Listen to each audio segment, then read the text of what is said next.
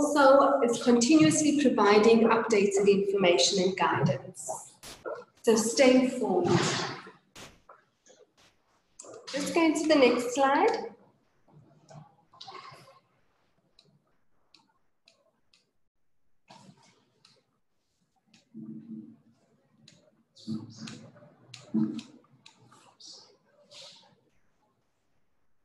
Sorry, we're just having a little bit of a technical glitch. We're just trying to move over to the next slide. Okay, so by way of background into this outbreak that's recently happened, it sort of all culminated on the 31st of December in 2019 when the WHO China cluster found a cluster of pneumonias in Wuhan, China. By the 7th of January, the causative agent was isolated and identified as a new coronavirus. This coronavirus was called the SARS coronavirus 2. On the 30th of January 2020, the WHO had declared a public health emergency of international concern. And then it kind of finally hit South Africa on the 5th of March 2020 when the first case of COVID-19 was confirmed in South Africa. On the 11th of March, a pandemic was declared by the WHO. And last night, on the 16th of March 2020, our president, Cyril Ramaphosa, declared a state of disaster in South Africa.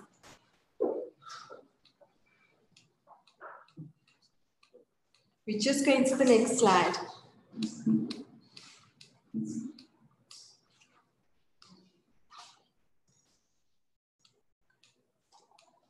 Please forgive our technical glitches here, but we're hoping to have it resolved quickly.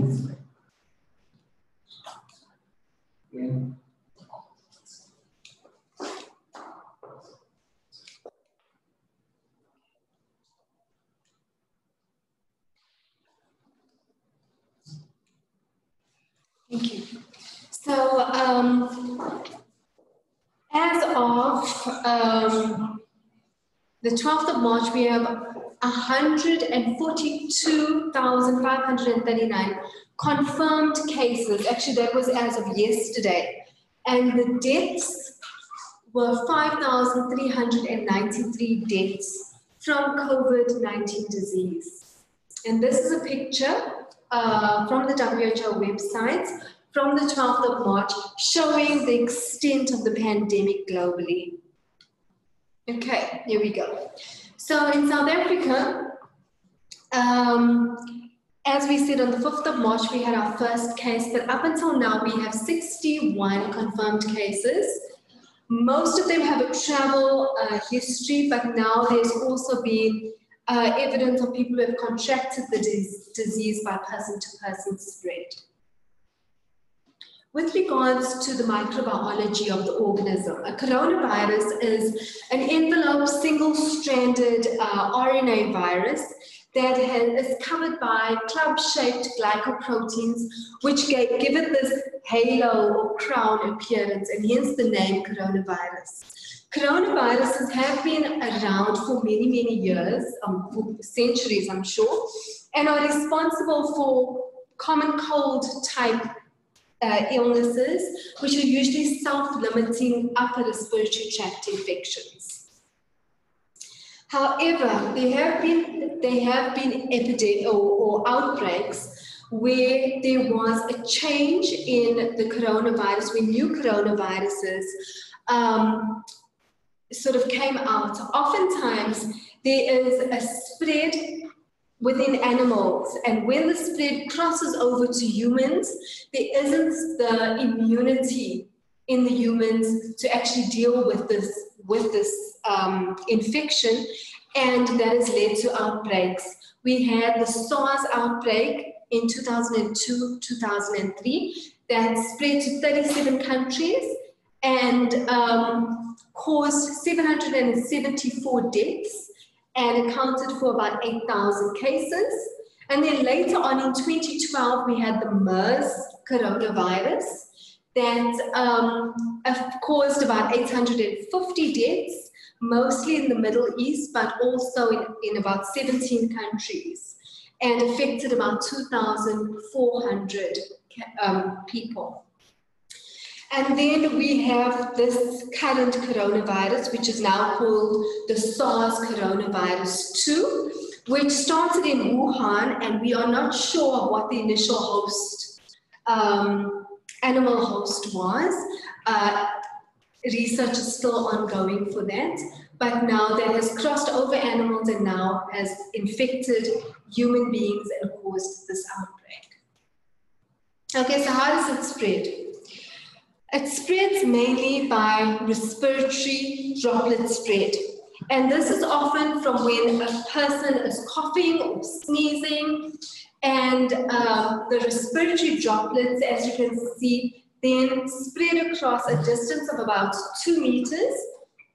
And the larger droplets kind of fall to surfaces, and so it's oftentimes spread either by breathing in these respiratory droplets within the respiratory zone, if you're breathing and you're close to somebody who is infected, or touching contaminated surfaces. The estimated incubation period is between 12 to 14 days, and the people who are most infectious are thought to be those who are symptomatic. So those people who are infected with the disease, who are actively coughing and sneezing. Okay. So there's been a lot of talk about the danger zone and about keeping a distance of about 1 meter from somebody.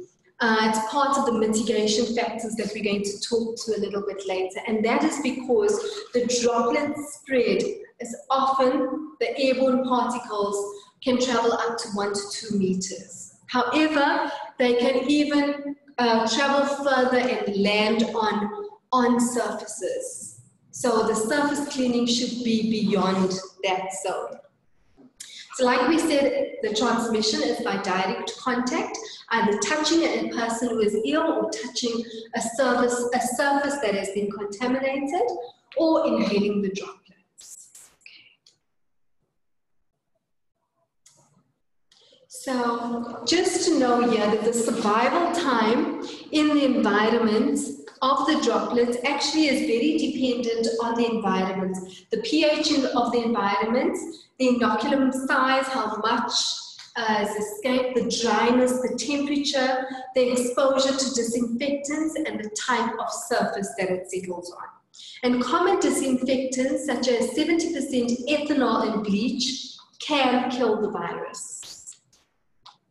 Okay.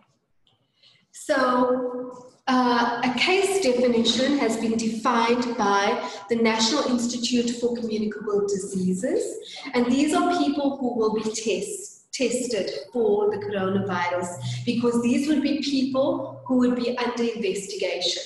And these are people who present with acute respiratory illness that would either consist of cough, a sore throat, shortness of breath, or a fever.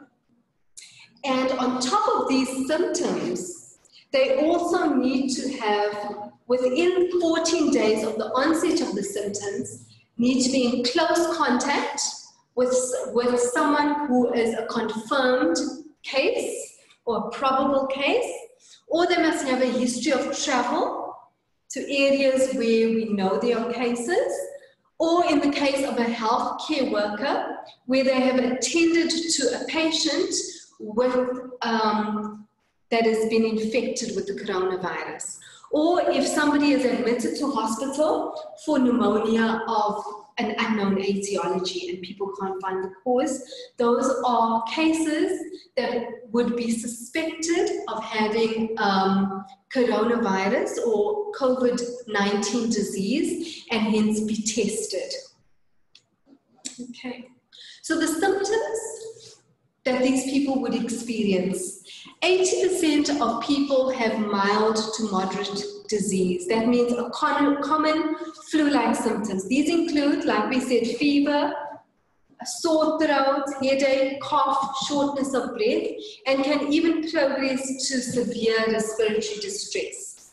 15% of the cases require hospital admission, and 5% of them become critically ill, requiring ICU admission, and of which the mortality rate currently is 2%, so 2% die. And persons most severely affected are those with comorbid diseases, such as pulmonary diseases, as well as the elderly. Okay. So question of how is COVID-19 diagnosed? We spoke a little bit earlier about persons under investigations, and those are people who have symptoms and for 14 days prior to the symptoms either have a travel history or have had close contact with somebody who is infected, okay? Or a healthcare worker who has treated a person who is infected and didn't have the necessary protective devices in place.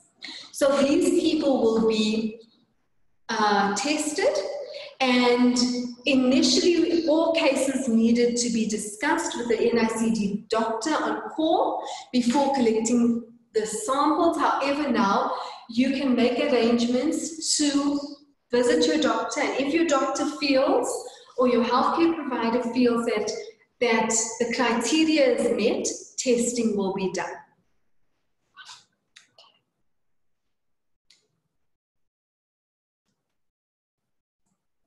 So once someone has been diagnosed with COVID-19 disease, all people around them, they need to have not only treatment, but they also, all their contacts need to be traced. And so they have a special definition in terms of who are these close contacts. And these have been defined as people who have been in close contact with the confirmed case while the person was ill, or even 7 days before the onset of the illness. And these people have to have close face-to-face contact either within the home or within the workplace, about at least for 15 minutes, about a 2-meter distance from the person who is infected. Or it is a healthcare worker or another kind of carer who provides care to the infected person without using the recommended PPE. A contact can also be somebody who is on the airplane within 2 spaces of the person with confirmed case of COVID-19. So once a person has been diagnosed, contact tracing needs to be done. And what happens with all the contacts, these contacts must be self-quarantined at home for a period of 14 days after exposure. And they must be checked for symptoms as well as temperature checks to ensure that they don't have the disease. They must avoid any social contact or travel, and they must remain in a place where they are reachable for monitoring by the NICD. Okay. So just to define nicely the difference between isolation and quarantine, because we mentioned a little bit earlier that people who are close contacts will need to be self-quarantined for 14 days.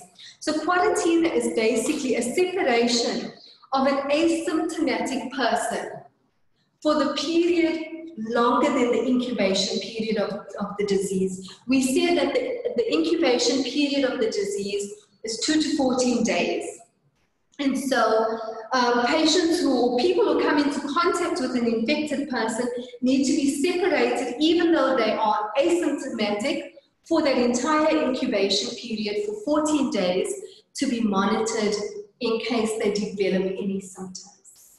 And then isolation is when somebody has now become symptomatic and needs to be isolated just to ensure that the disease is not transmitted from one person to another. Okay.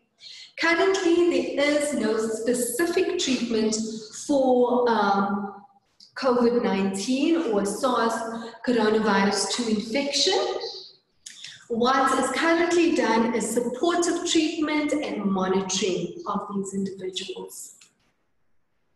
There's also currently no vaccines for the coronavirus or for the COVID-19 disease. However, it has been advised, we have been advised by the NICD that we should all have the flu vaccines to prevent influenza, because influenza and flu-like symptoms are very similar to what we're seeing in the patients who present with COVID-19.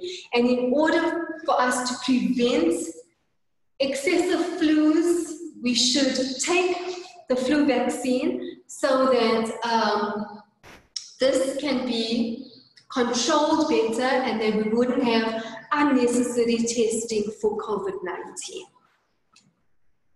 Okay. So in terms of workers who are at risk of infection, so every person currently may be at risk of exposure to COVID-19. However, there are certain workers who may be at higher risk than others. There are certain immunocompromised workers have a higher risk of getting a fatal disease. People with pre-existing conditions like asthma, diabetes, cardiovascular disease, heart diseases, and cancers need to also be monitored for severe disease. Okay. But there are certain occupations, or there are certain occupational groups that are at high exposure. Some of these occupational groups include airline occupations, or people who are in airline operations like air cabin crew, aircraft cleaners, the mechanics, people who work on the border control, healthcare workers treating patients with COVID-19 are also at increased risk, laboratory workers who need to do the testing, pathology and funeral services, people who deal with solid waste and wastewater management, as well as carers in all different kinds of institutions, and teachers who are dealing with learners in the public may also be at increased risk of exposure. Okay. So taking it now to schools as a potential source of exposure in the workplace. COVID-19 or the coronavirus could either come in from people from the community coming into schools, or within schools either from learners or from colleagues within the workplace. You could either have a community-acquired or a workplace-acquired case of COVID-19.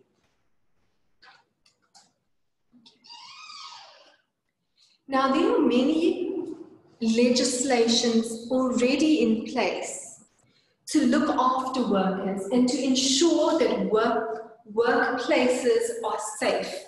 One of our biggest or our main legislation is the Occupational Health and Safety Act, which tries to ensure that workers work in an environment that is free from hazards.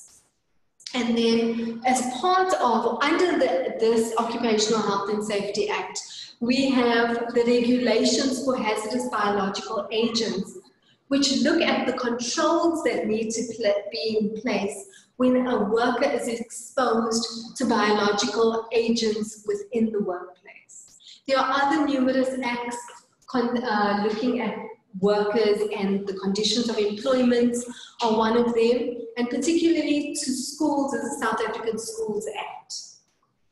Now, the main occupational health legislations, being the Occupational Health and Safety Act and the Regulations for Hazardous Biological Agents Act, they try to look at what can be done in the workplace to try to prevent diseases occurring.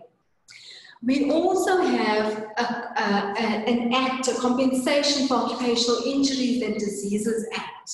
And this comes into play when mitigation and controls fail within the workplace.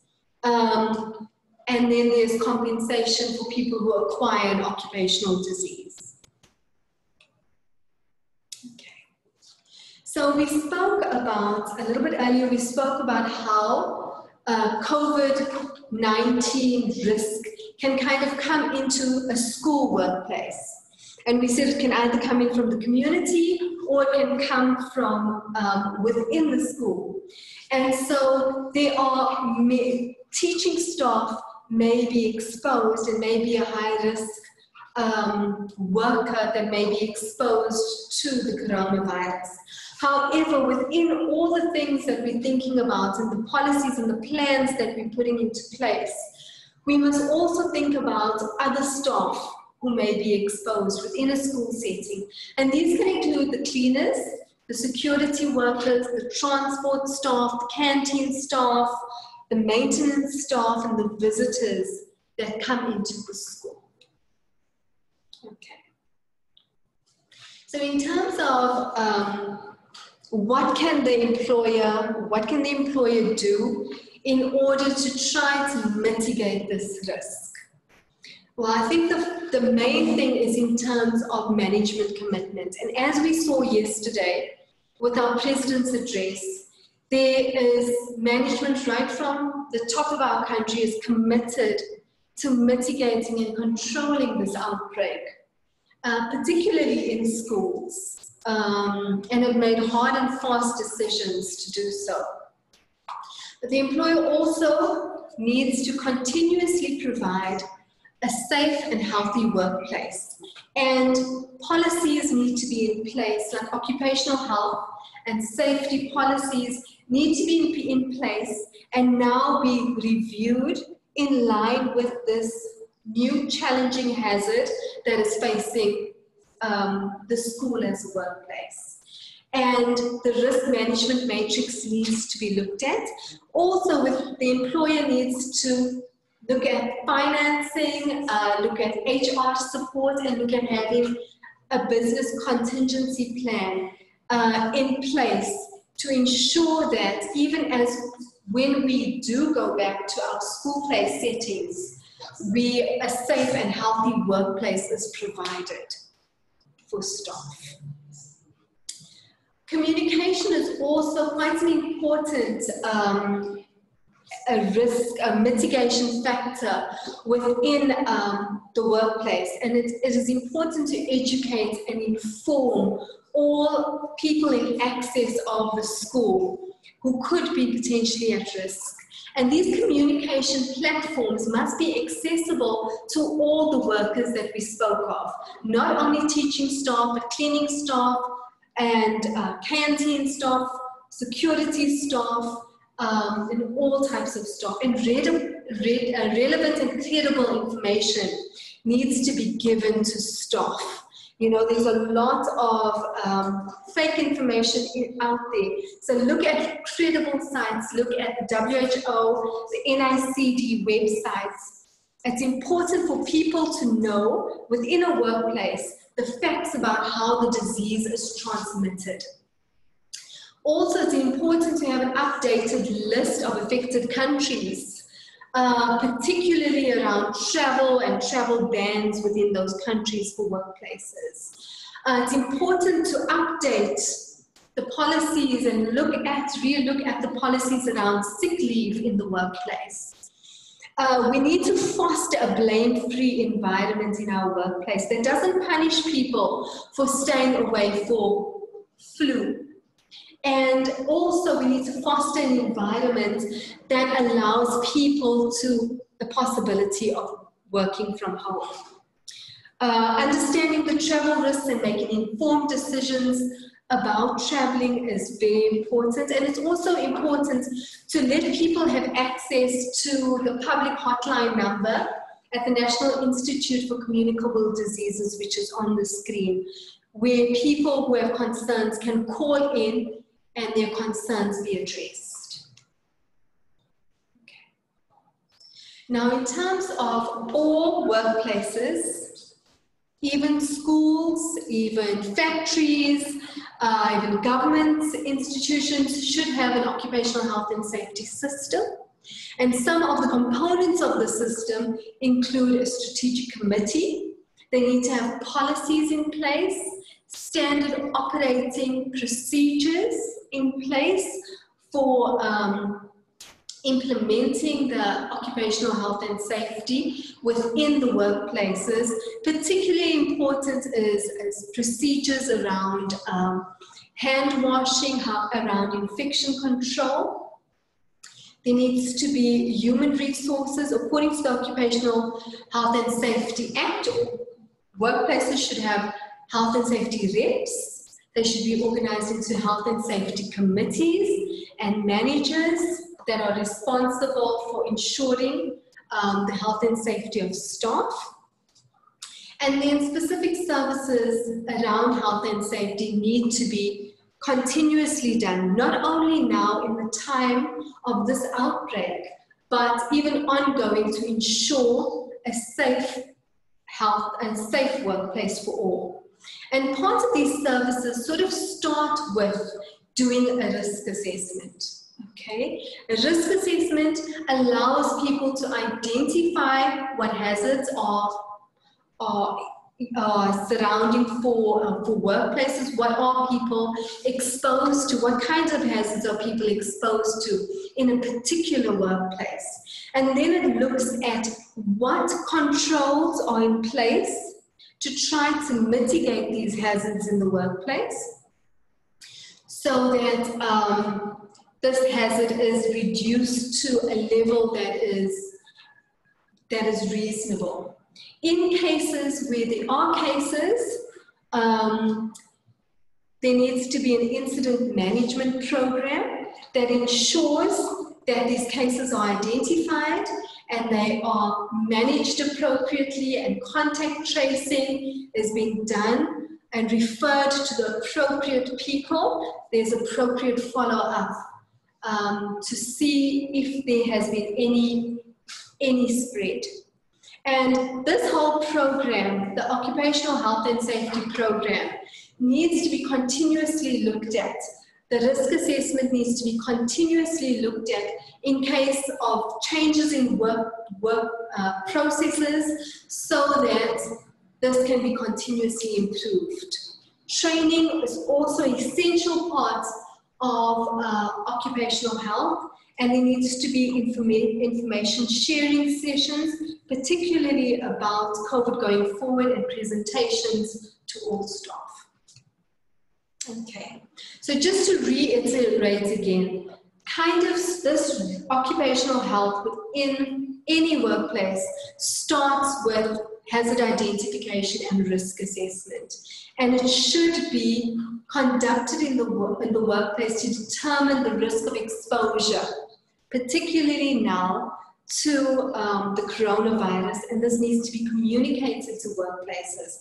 But even in the setting of this outbreak, we must not forget all the other kinds of hazards that we as workers are exposed to in our specific setting. And these hazards are not only biological, but they're also physical and chemical and maybe even ergonomic, and also psychosocial, particularly at this time. People are going to be exposed to long working hours, to psychological distress, to fatigue, to occupational burnout, to stigmas, to possibly even physical and psychological violence. But this risk assessment that must be done must be specific to the specific workplace and also specific to the job that is being done. Okay. Now, also, we said there's relevant legislation and policies, but just to reiterate, people who are needed to travel in this work, travel records need to be looked at. There's now a ban on traveling internationally in high-risk countries, and even locally, non-essential travel has been discouraged.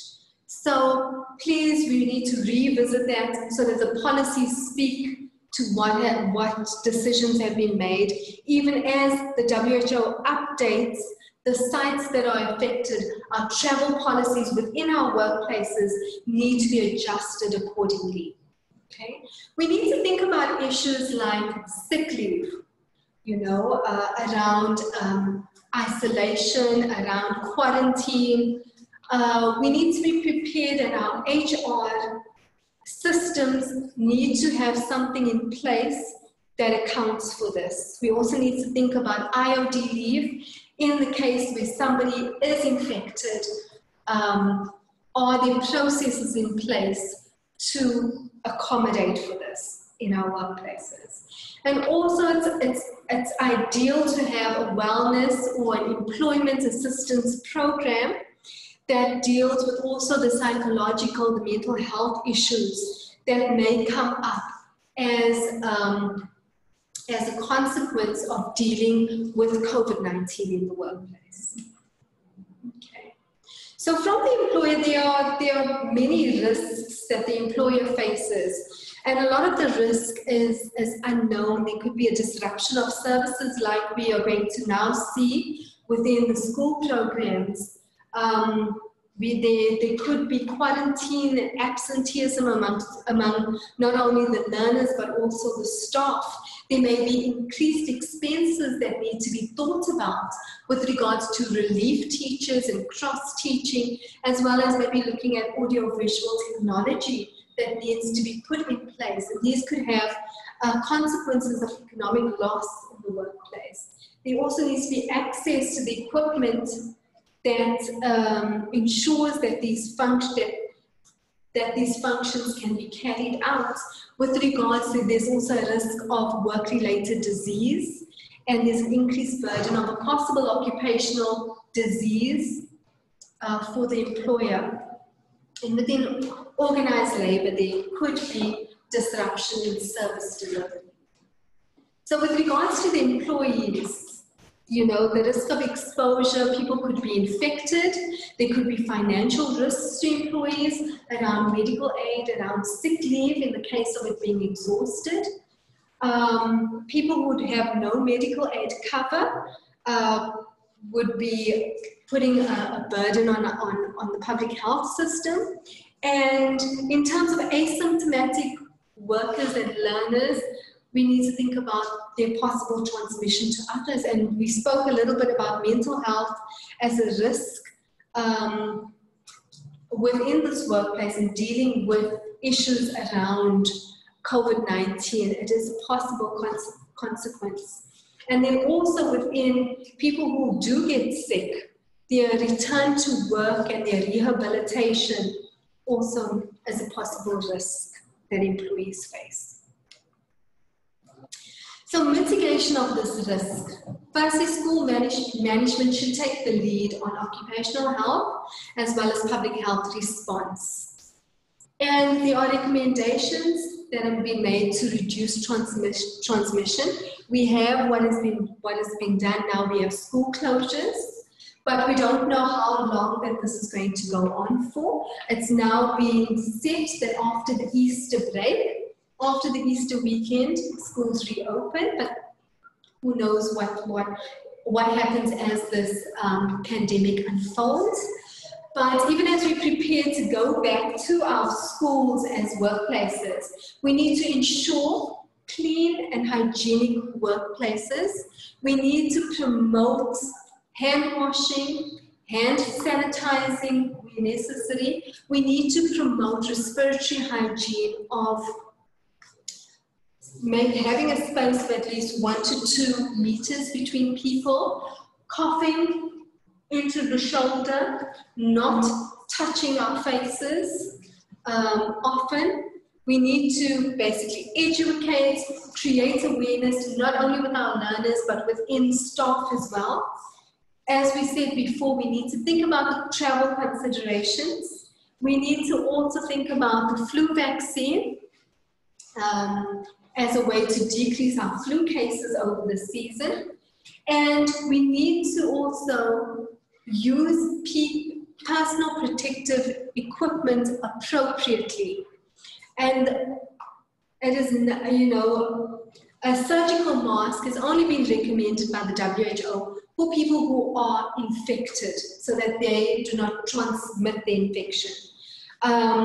For people who are caring for healthcare workers, who are caring for patients who have the coronavirus, specific PPE has been recommended by the WHO, particularly respirators, N95 masks, but those are in the specific circumstance of a healthcare worker looking after a patient that's infected. So we should use PPE appropriately and not overuse PPE and get a false sense of security. We need to look at all our policies in the workplace, particularly around our infection control policies, our occupational health policies, our travel policies, and we need to review them. And we also need to avoid, like our president has reiterated, avoid mass gatherings where transmission can occur. So these are our prevention practices: good hand washing, which Annika is going to speak to, the detergents and what is safe and what is effective to use. Good respiratory hygiene, coughing into a tissue, coughing into your elbow. Don't touch your face regularly. Avoiding close contact with people who are coughing. Staying at home if you are ill. And wiping down surfaces with disinfectants. Okay, if you suspect that you've been exposed, you need to alert your supervisor, your occupational health clinic immediately, and contact, ideally by phone, your healthcare provider, who will be able to then assist you further. If there's any inquiries, particularly around workplace issues as we deal and we prepare for the coronaviruses in our respective workplaces. If there's any queries, please send your queries by email to info@nioh.ac.za. There's always the NICD hotline that is on the screen for any clinical related queries. Thank you. Well, thank you very much. That was Dr. Odette Valming dealing with not just the latest update of COVID-19, what it is, where we are with regard to the current status of cases and so on, particularly in South Africa, given the national announcement that had happened live last night. Also, she covered the COVID-19 workplace preparedness and prevention. And in this case, particularly for your workplaces that are essentially educational facilities and schools. There may have been a bit of a sound problem at the beginning, so I need to welcome you again to the National Institute of Occupational Health, the NIOH, with the sister body of the National Institute for Communicable Diseases, tripping over my tongue there, the NICD, and all part of the National Health Laboratory Services.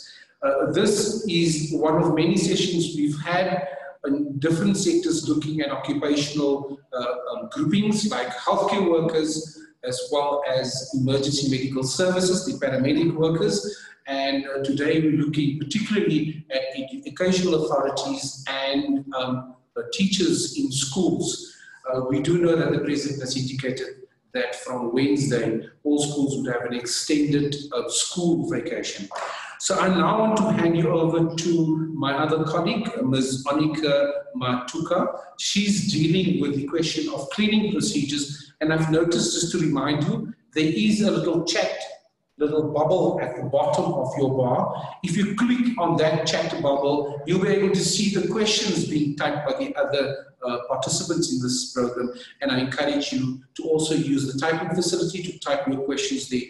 We have muted your microphones because it would be difficult to have a two-way conversation with a large group of people. So please use the typing facility to add your questions.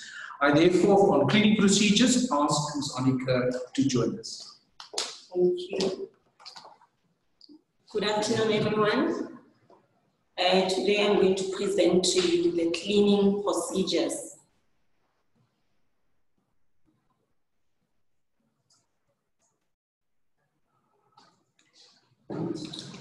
The World Health Organization and the Center for Disease Control and Prevention recommend that appropriate disinfectants with proven activity against envelope viruses be used to minimize the risk of transmission of COVID-19.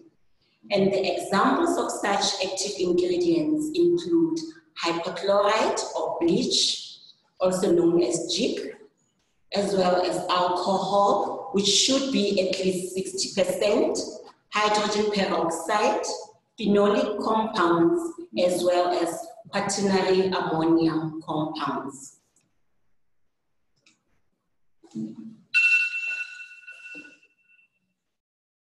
Okay.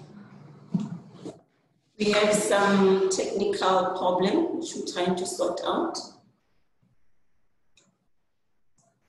Okay, the disinfectants comes either undiluted or diluted. Therefore, the user should follow manufacturer instructions or product label instructions on the container. The surface disinfectants can either be liquids, it can be surface wipes, or even powder which needs to be diluted with water before it's been used. The frequently touched surfaces should be disinfected regularly. Examples are your doorknobs, your countertops, desks, handrails, etc. For hand sanitation, antimicrobial soaps can be used, or hand gels, as well as hand wipes. Hands should be cleaned at the door and at regular intervals. For example, before you touch your food or after touching contaminated surfaces.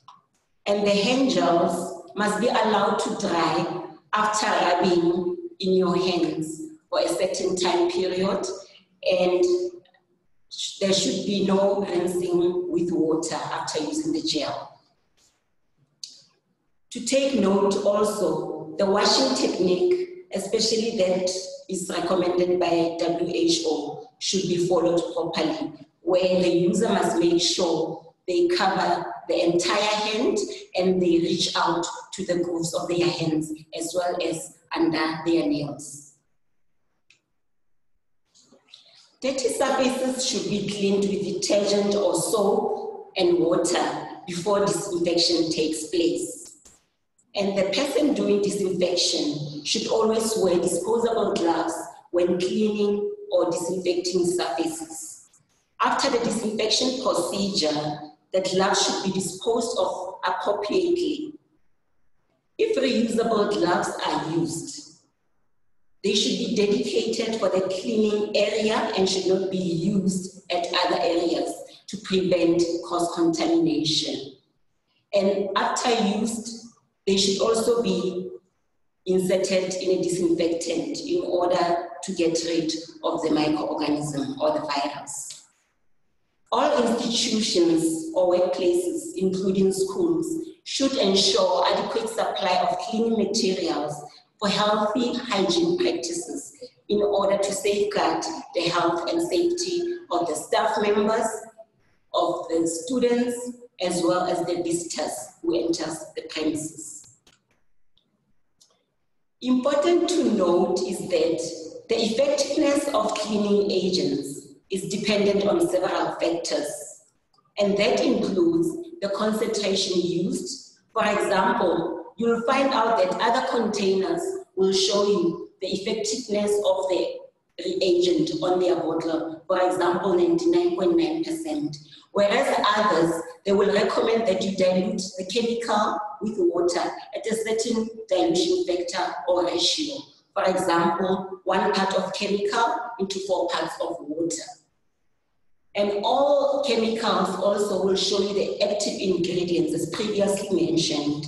And the storage of chemicals is also important as it can affect the effectiveness of the disinfectant. And the application method instructed either on the MSDS or on the container should also be followed. Some containers will indicate to you what volume you must use. For example, for gels, some will recommend that you use 2 ml of the gel for hand rub. Another factor which is important is contact time. And that is the time that it takes for the disinfectant to be in contact with the surface being decontaminated in order for it to be effective or to inactivate the virus. So they differ also by supplier or manufacturer. It can either be 10 minutes, it can be 5 minutes. So the user must also note that contact time on containers of disinfectants. The last point is the compliance standard. The manufacturer will either state the standard that they've used for testing effectiveness of the disinfectant or their accreditation standard on the bottle of the disinfectant.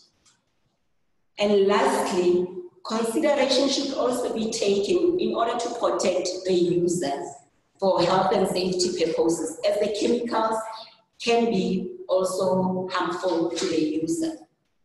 Therefore, the user should always request the material data safety sheets that will cover the precautions to take when using the reagents. It will show you the active ingredients as well as other information. For example, whether the chemical is flammable or corrosive. And after applying the disinfectant, the user must make sure they wash their hands and they moisturize their hands in order to avoid skin peel or skin irritation. And lastly, the room that is being disinfected or decontaminated, it should be ensured that there's adequate ventilation in that room so that the people mustn't inhale the chemical which will still be remaining in the air. That can be done through opening the window and using the fan for air mixing, or mechanical ventilation can use if available. These are the references that were used for this presentation. I thank you.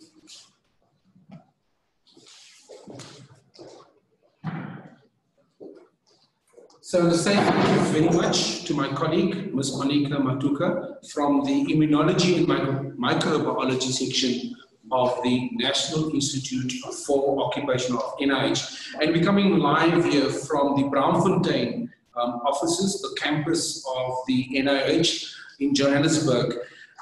So we've dealt with a number of key issues. For those who have watched the presentations from the start, particularly making reference to World Health Organization, that is the WHO, and the National Institute of Communicable Diseases Resources, the NICT. So for those who want to add any questions to the bubble, I think it's important for you to consider the bubble at the bottom of your screen, the little banner and the band at the bottom, to click on there if you want to add any questions. We have in fact received some questions from some of you, and I think what I'm going to do now is to allow our speakers to cover some of those questions. But I think it's critical for me to mention that you all need to be aware, and you will see it on the slides that will be made available on the NIOH website, that the links are there to the National Institute for Communicable Diseases, the main organization supporting the National Department of Health in their response to this current national disaster. The other one is a hotline, and one of my colleagues will make reference to the specific number of the NICT hotline, and that number is critical for you as teachers, as parents, as school management teams, and as school governing bodies and education department officials to consult in order to know what needs to happen. Very critical is that circular number 1 of 2020 issued by the National Department of Education.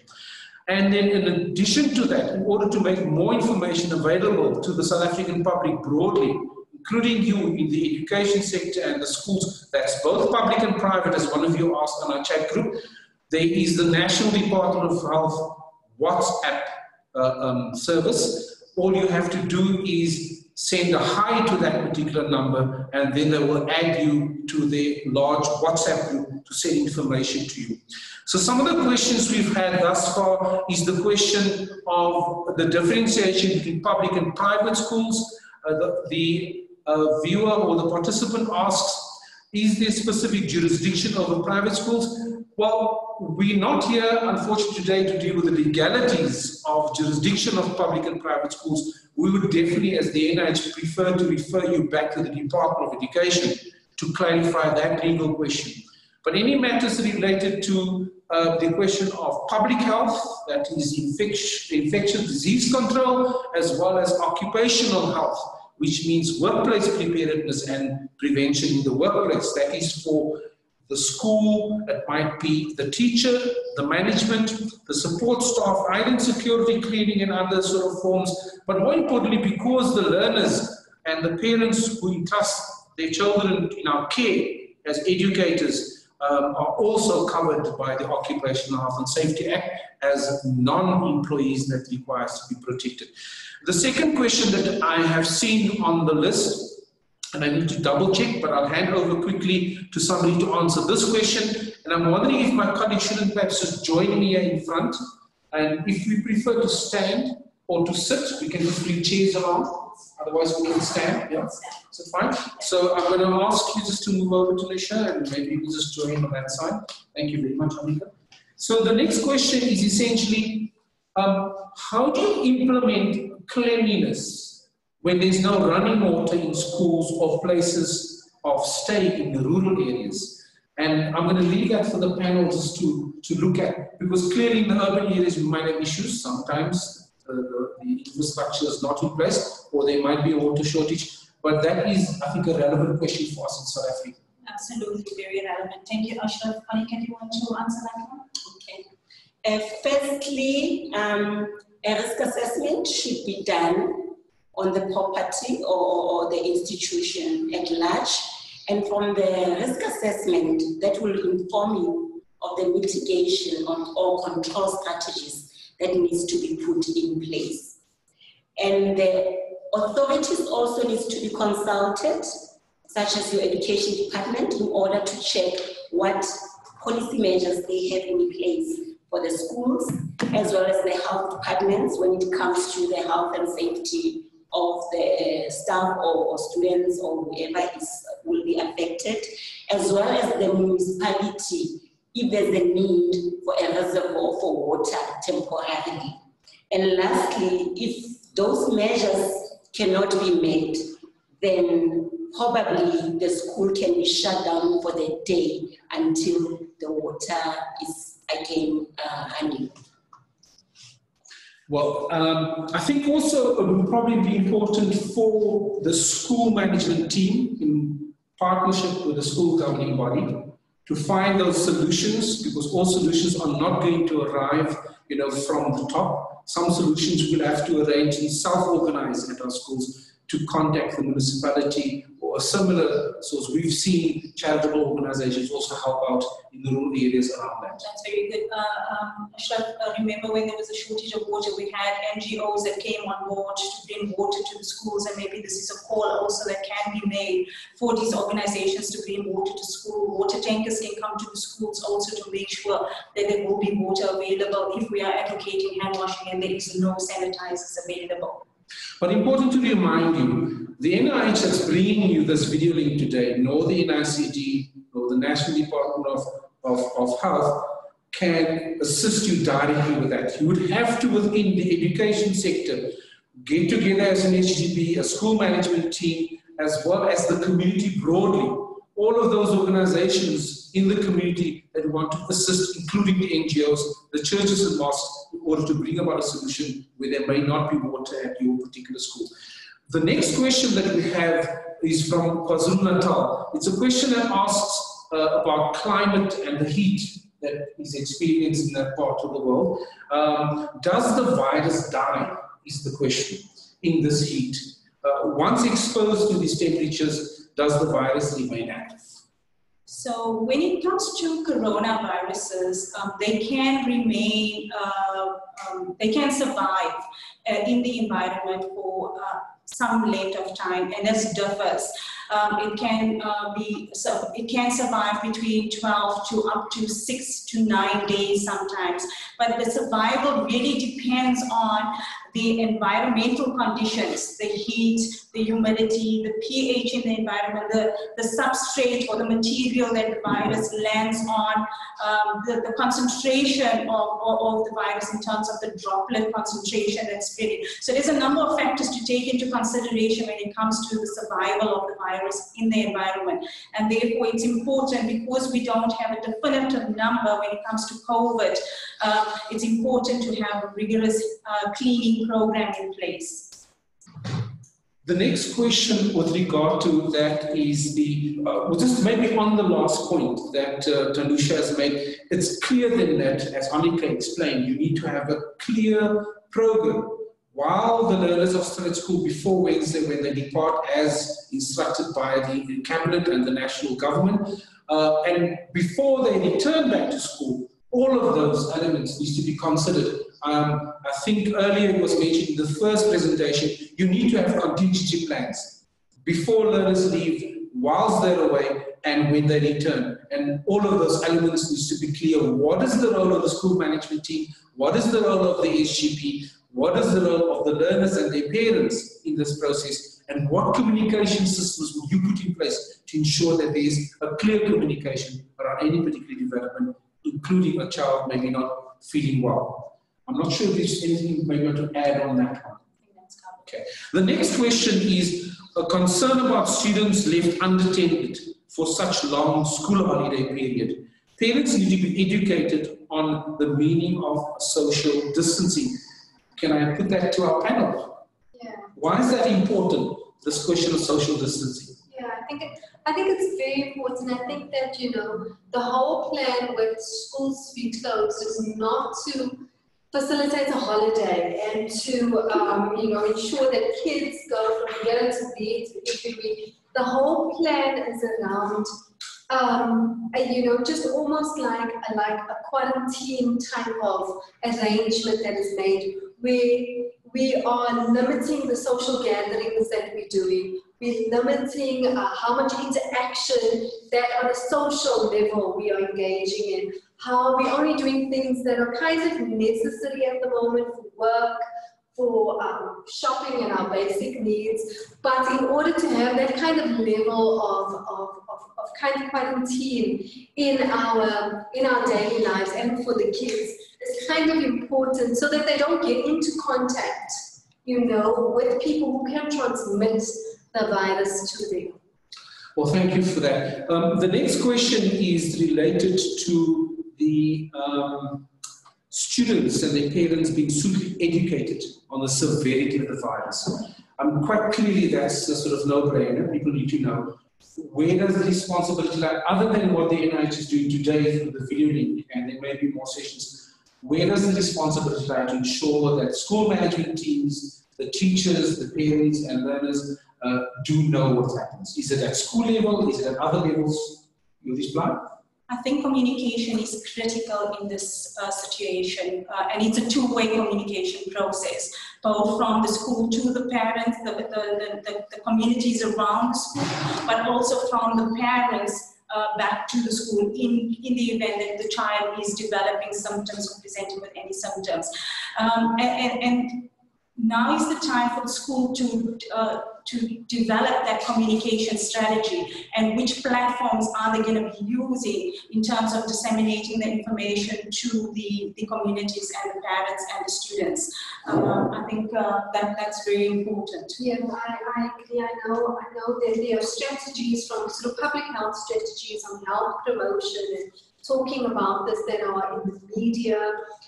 People have to be sort of responsible also, like Tanusha said, with regards to being informed. According to the legislation, we do have employers have a responsibility to inform workers. In terms of where parents and that get involved, it does get a little bit grey, but we also have a responsibility as parents to educate ourselves about this disease, especially as it could affect not only us, but our kids and the broader community, but use credible sources. There's lots of fake information out there. You know, use the WHO website, use the NICD website, use the NIOH website, you know, to make decisions. I think it's very important that parents see themselves as in partnership with the school. We want to get through this national state of disaster reasonably intact to ensure that we can restart education on the normal platform as quickly and as speedily as possible.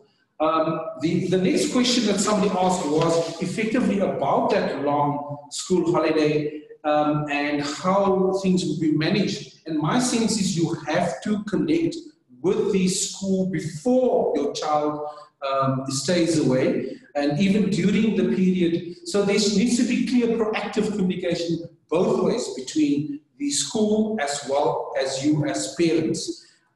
The next question, Glenn, if yes. Just on that note, it's very important that the school has a continued and a learning continuity plan, so that the learning is not disrupted.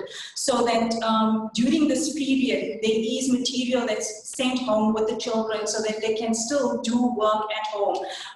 This is not, as Odette said, a vacation. It's meant to kind of quarantine the learners, so there is limited interaction with other learners at the school. So the schools need to make use of this time to get that information out to the children. Yes, it'll be challenging times, but there are solutions, and I think that it can be in place. The key point is that the extension of the public holidays is a key measure of social distancing.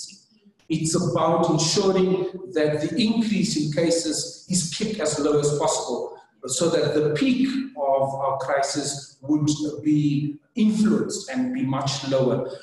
What is important is early detection. We need to find out early if somebody might be infected in order for early isolation or social distancing to be put in place, and therefore reduce the overall spread of the virus. Our next question is, does the virus affect small children? So maybe we should start with that one before I go to the next one. Okay, in terms of, you know, there have been cases where it has affected kids, but somehow, for some reason, I don't think yet that we can understand, kids are, the majority of cases happen in adults. You know, and kids, there's some kind of protection there that we don't yet understand what the mechanism is, but kids are more rarely affected than adults are. Adults are it's usually infected on the adults. Sometimes adults do infect kids. There have been cases, but it's not the norm, it's not the majority. And the information coming through that is credible on the sort of age groups with regard to children that may or may not be affected, is there some sort of indicator based on the historical caseload, particularly in Asia and Europe maybe? Not to my knowledge. I think there is information, but we don't have it at the moment with us. The next question that we have is from a teacher, a science teacher in the Eastern Cape. Many students on HIV or on TB treatment, or both, should they get ill, do they go back to the clinics they're currently getting treatment at? Maybe we should just, on that one, pause. Clearly, we're looking here at potentially immune-compromised people. I think the participant is asking a critical question about people who are actually on treatment. Is it important for them to continue treatment, and is it important for those who are not on treatment to try and get onto it as quickly as possible?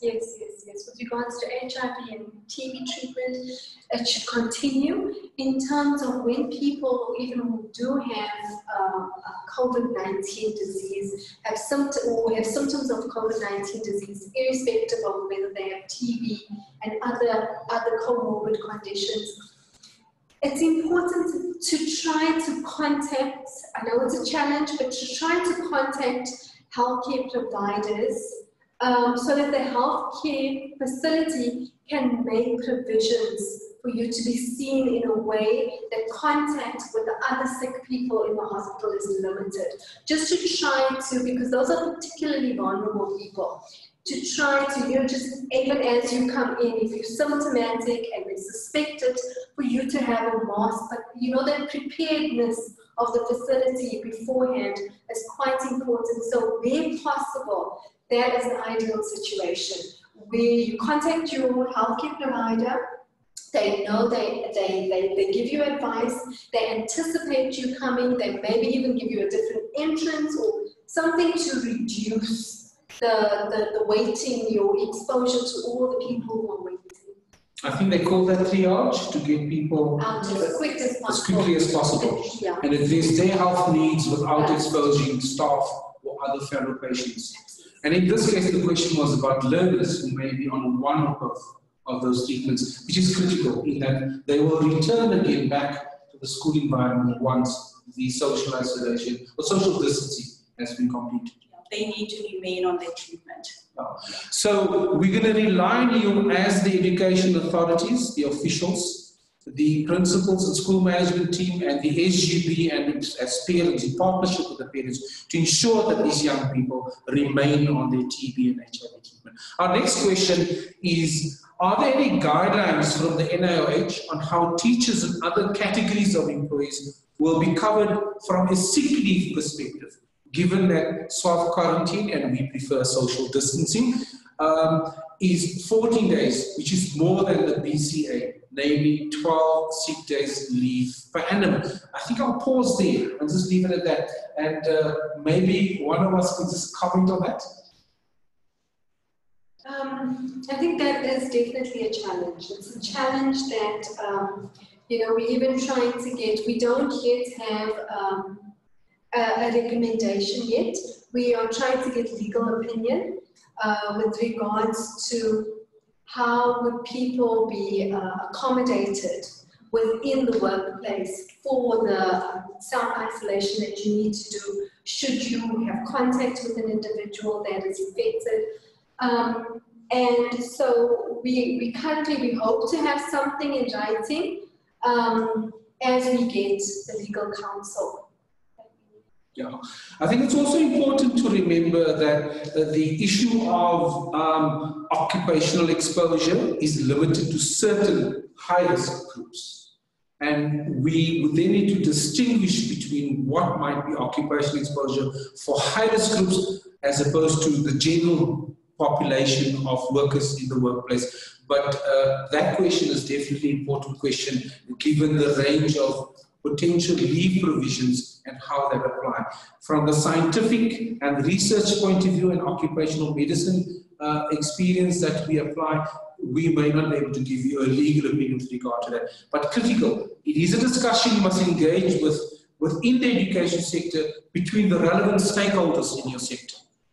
I think it's important for us to go through this national state of disaster and come out stronger on the other side, because a virus is not going to distinguish between our gender, our political persuasion, our religious orientation, or for that matter, what position or status we have in the workplace. That's going to affect us equally. And therefore, there's, in my understanding, no direct conflict of interest between people having to deal with this collectively. There would be some issues that we need to talk about and come to some arrangements within the workplaces. I just wanted to just say something further to that it's such an important issue, and people really, like Ashraf said, need to be engaging. Employers in their capacity, even as private schools, they need to be engaging, and we need to foster the kind of relationship in a workplace that is not a blaming relationship. It needs to be, we all need to be on board.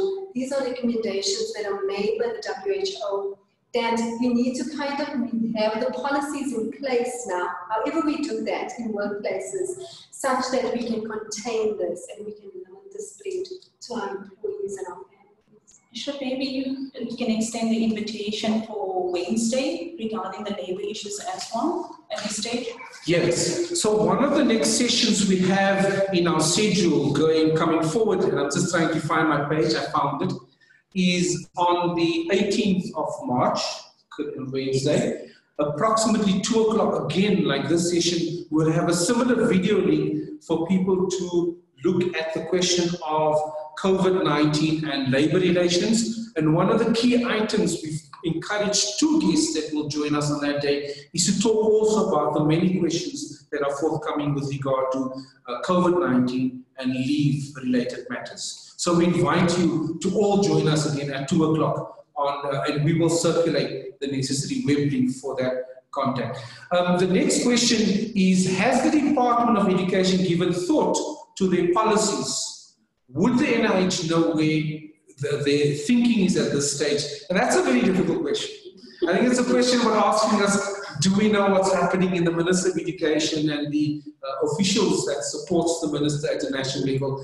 And we won't be able to offer you an opinion with regard to that. In essence, the National Institute for Occupational Health, the NIOH, is a support organization that specifically looks for the whole country at the question of occupational health. That's COVID-19, workplace preparedness and prevention. And we can only speak to the science and the evidence with regard to that. The next question is, would COIDA provide cover for these periods of sick leave not covered by the BCA? It's the same one as the earlier question. There is definite lots of discussion and sort of head scratching happening around this.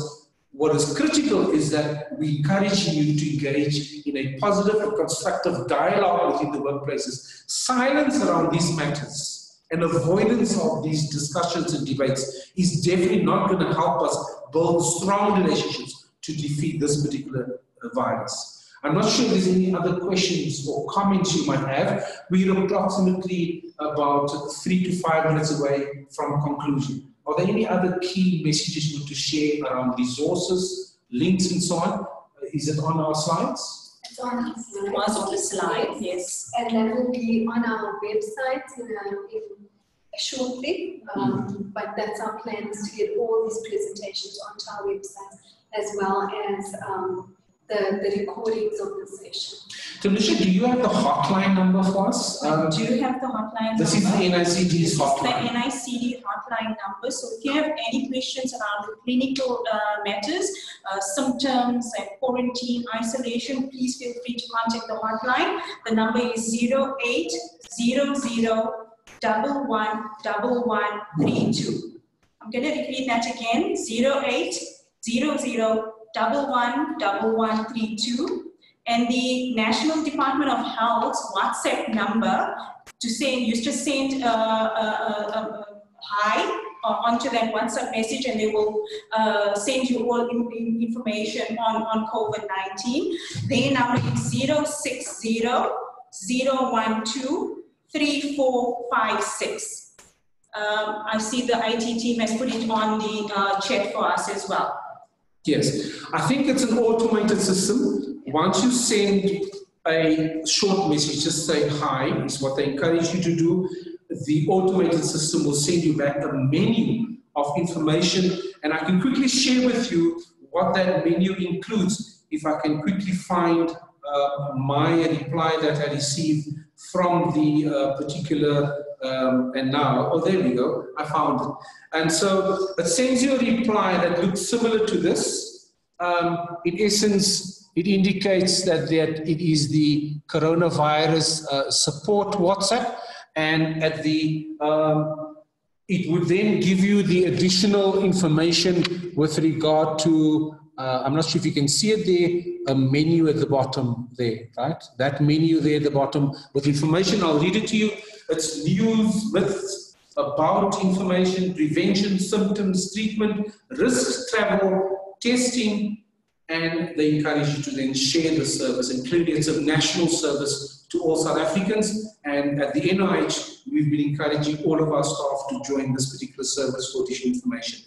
At this point, I can only emphasize that the National Institute for Communicable Diseases, part of our mother body, the National Health Laboratory Services, of which we are a sister institute of the NICD, the NIH. The NICD is leading on the clinical matters and providing critical support with regard to high care institutions when people are diagnosed as positive. They run the laboratory services that does the testing to confirm if people are positive. Our role is around workplace preparedness and prevention. That's the National Institute for Occupational Health. And we thank you all for joining us here today. I want to thank my colleagues as well. That is Dr. Tanisha Singh first, who is the head of our NIOH COVID-19 outbreak response team and have been heading our daily sessions in planning our responses, especially after the President made his speech, and ensuring that the team members effectively implement the tasks that we decide upon. And then also Dr. Odette Valmy from the Occupational Medicine section of the NIOH for her contributions, having also covered, as you see on the program, for Dr. Mbindaba, and then for Ms. Anika Matuka for covering an essential aspect. The hygiene, not just of us as individuals on a personal level and our family members and our children, but also the hygiene of the workplace. And in this case, in the education sector, the hygiene of schools. We thank you for joining us. We will keep on informing the National Department of Education and your provincial departments of future sessions, and we hope that they will assist us to distribute these notices and invites to you to join us on video links, since the rule is no more than 100 in the gathering. Thank you very much. We say goodbye from the National Institute of Occupational Health. Thank you. Thank you.